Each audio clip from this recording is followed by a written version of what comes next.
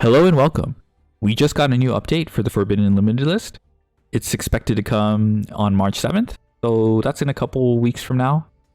Let's just jump into it. So the first card to be limited is Branded Opening. This is interesting because Branded has a significant amount of one card starters to get to Branded Fusion. So Branded Opening, you would just activate this. It's a quick play you can activate during draw phase.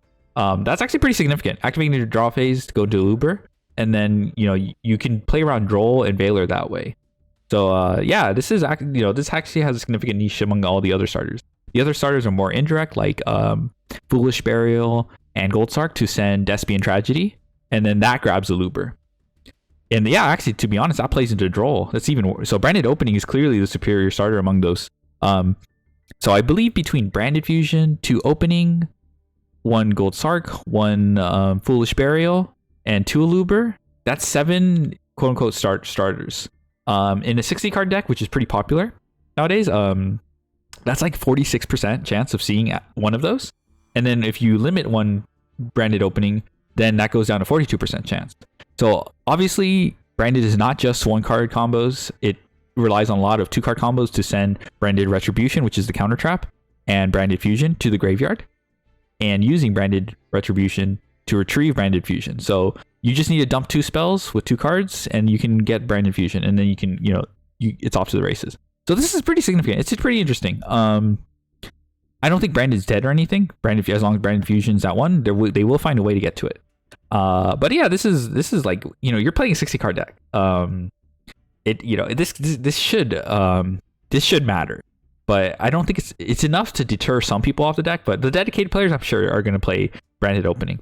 One thing to note is this is Branded, which is a pretty decent competitor for the Duelist Cup, and they just got hit.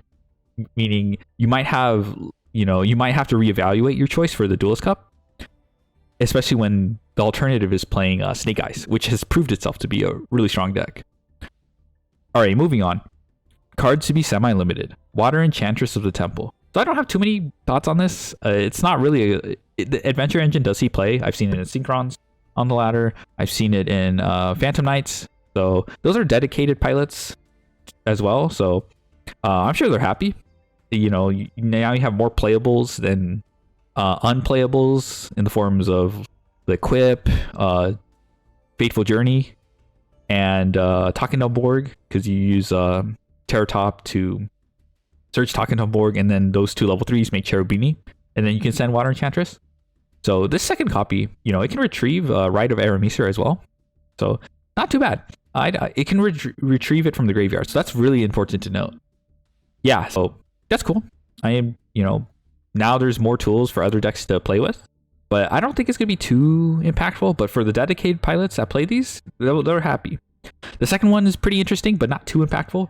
It is in the grand scheme of things, but it's only a semi-limit. So this is Superheavy Samurai Soulpiercer. And if you're not familiar with this card, it's one of their best, Superheavy Samurai's best starters. They normal summon this card, and then once it's sent to the grave, so they'll use a link 1 to send to the grave. It can search any Superheavy Samurai Soul monster, I believe. I believe it's... But the point is they can loop this card repeatedly, because it's not once per turn. And so by itself, by normal summoning it, you play through 1 hand trap.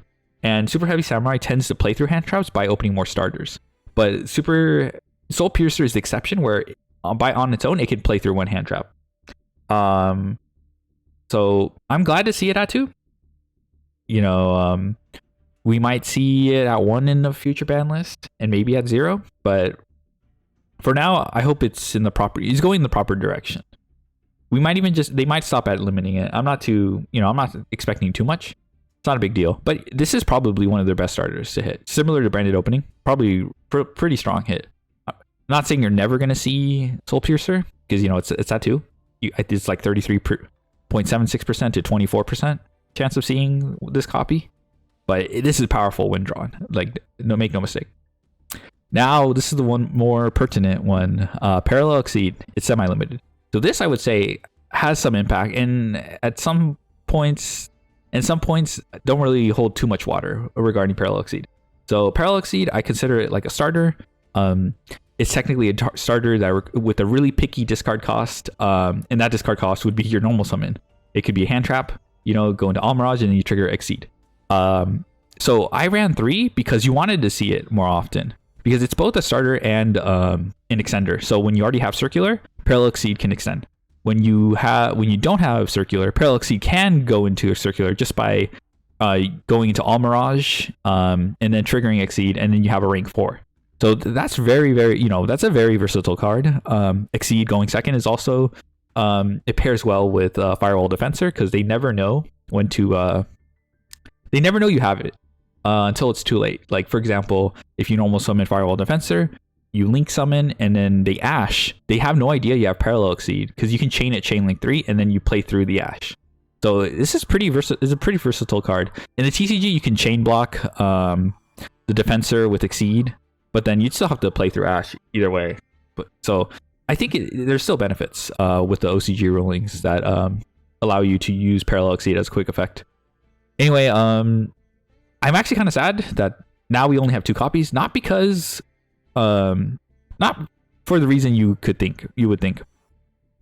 Mostly because I want to see this card. And going from 3 to 2 is pretty significant. You go, like I mentioned with Soulpiercer, you go from 33.76% chance of opening it to like 24% chance. And it's not the end of the world, but seeing this less, I want to see this card. That's why I play all 3 copies. There's some other reasons, minor benefits for playing 3. You can use it as a small world bridge. So if you have 1 copy in hand and then you use you use small world on another monster, and then you have to use Parallel Exceed to banish, then the 1 copy in hand won't be useful. And I don't think I've ever had a situation where that comes up, especially when you introduce Dotscaper into the list. That pretty much covers a lot of your bases. Dotscaper, it's very, very cool small world bridge. That's like probably one of the best ones. So that is a thing, but not the end of the world. It's kind of similar to playing 1 Sigma, where if you're forced a small world using the 1 Sigma, then you need another card to continue comboing. But it rarely happens. I don't think it's like a make or break. I think it's really because think about it, like that's kind of like a small percent chance. Like, for example, another reason why people would lament the loss of 1 Exceed is they don't want to open 2 Exceeds and then it'll be dead. But that is like around like 1.3% chance of opening both copies. So like if you weigh that risk with the benefit of, that what's called 9% difference of between 33.76% and 24%, obviously you care more about that drop in seeing it than opening 2 copies. That is a risk now. That is unfortunate now if you open 2 copies of Parallel Exceed, but it's so small compared to the drop in percentage of going from 3 to 2. I think that's more significant to me. So Parallel Exceed, it matters, but it's not the end of the world. I think I'll still continue playing this card. This card's very good. It being a starter and an extender, there's very few cards can fulfill that role. It's not quite circular, but it's on that level. And for the Unlimiteds, King of the Swamp and Prank Kids Meow-Meow-Mu. I don't really have much to say about this stuff. King of the Swamp, I think some tier limit players are they don't really require to play this outside of making Grapha. I've always thought Grapha sucked in tier. It's like one of you have to mill King of the Swamp, and at the time it was limited, so I guess if you play 3 copies of King of the Swamp, go nuts. I'm not gonna elaborate too much on my opinions on tier because it's not like relevant. I think if you're gonna take away anything, probably just pay attention to my thoughts on Parallel Exceed. And again, you don't have to agree with that. That's just my thoughts. Prank Kids Meow-Meow-Mu. Broken Link 1. It got limited, and people got... So this was limited because of the Prank Kids Adventure deck that got popular when they released Water Enchantress of the Temple. And now I barely see that deck, and it's not a threat, and it's still broken. Don't get me wrong, Meow-Meow-Mu. But normal TCG banned it, but Master Duel just limited it and then released more decks, and then that was enough for people to get scared off. But I don't expect too many people to return to Meow-Meow-Mu. It's going to be those dedicated pilots, Prank Kid enjoyers. Yeah, they're probably going to be happy. So not too upset that these are unbanned.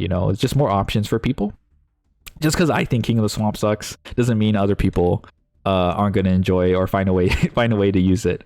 More power to them.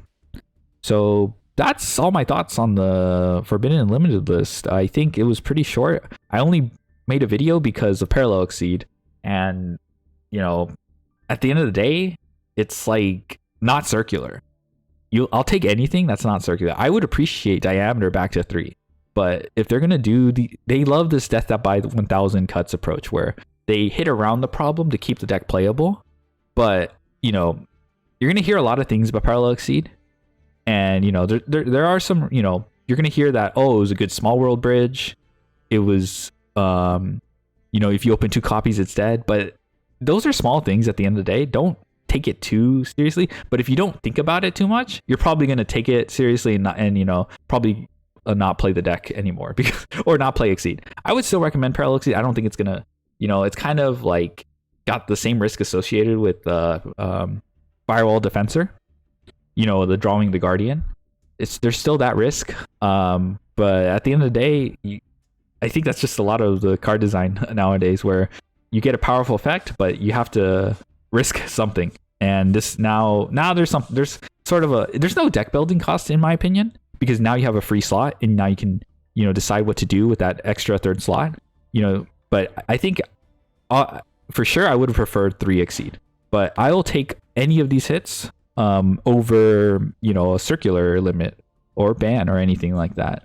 As long as circular is at 3, this matters a lot less. And you know, I've heard some interesting takes, like people would prefer diameter at 3 than circular at 3. I'm like, I don't know. I think my strongest hands do involve diameter, but they also involve circular. I think I'll take circular. And there are ways to play multiple diameter. You know, there's Armored Bitron if you play it, and Nabla. So you know, there's not really a replacement for circular. Anyway, I'm just yapping. That's all I have to say about this. Yeah, if you enjoyed what I had to say, if you had a disagreement, feel free to leave it in the comments. I'm not gonna start a debate or anything, but I'm just curious to hear y'all's thoughts, because you know, for the Duelist Cup, I guess this, you know, Mathmech is probably a decent choice, but you still have to contend with Snake Eyes. And I imagine Snake Eyes will be addressed in the list after the Duelist Cup or the month after. So anyway, thanks for taking the time to listen to me, and have a good one.